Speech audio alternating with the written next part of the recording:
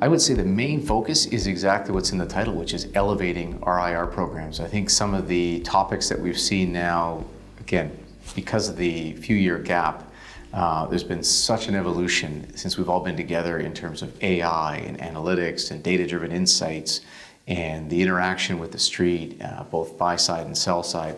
So there's so much topical information here that I think these sessions are even tough to pick, when you've got three running at the same time, which one you want to go to.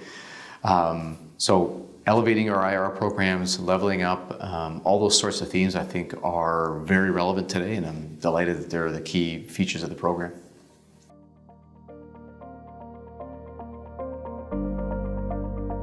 I think for me, it's focusing on those sessions that are geared towards ESG.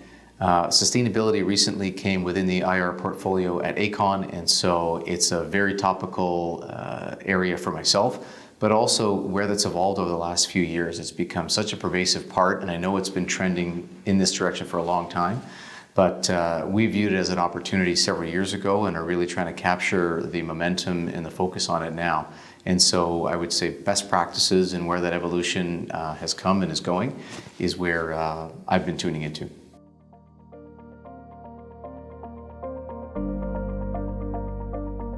One area that we always find difficult to measure is the effectiveness of your IR program, both externally. So are the meetings that you're conducting getting the traction that you'd hope for? Are you seeing the right investors? Are they purchasing the stock after the meetings? And if so, how long after? Just the fact of that information chasm that you're not capturing all of the information that you think you need was a focus on that and measurement tools that we actually can employ and use.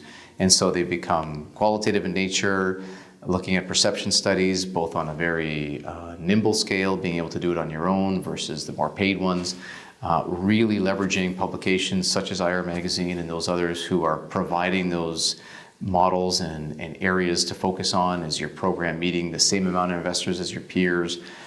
Where are the big cities that the investment focuses are on your sector, on your market cap? And so I think it really was encouraging everybody to use the data that's available to help construct your IR program, and then try as best you can to measure that success both externally and also from a personal brand.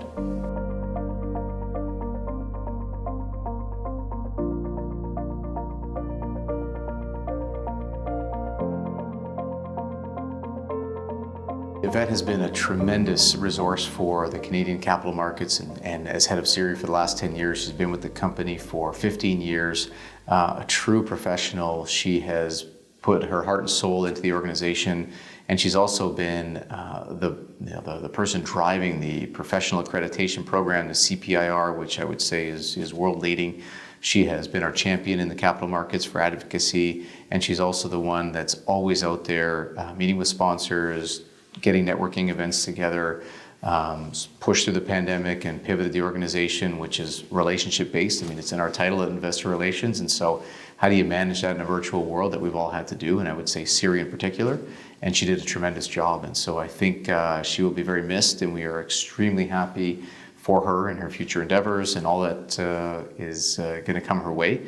She's going to help us with the transition to our next leader, and a formal search is underway, and so we encourage anybody who thinks very cool role, CEO, not-for-profit, the voice of Canadian capital markets, lots of great professionals. We're trying to really drive forward with a reinvigorated board of directors coming out of COVID and trying to really capture the tailwinds of people's desire and willingness to get back together. And so I think we're in a great spot, and I think it's a great position that Yvette's left the organization in for continued success.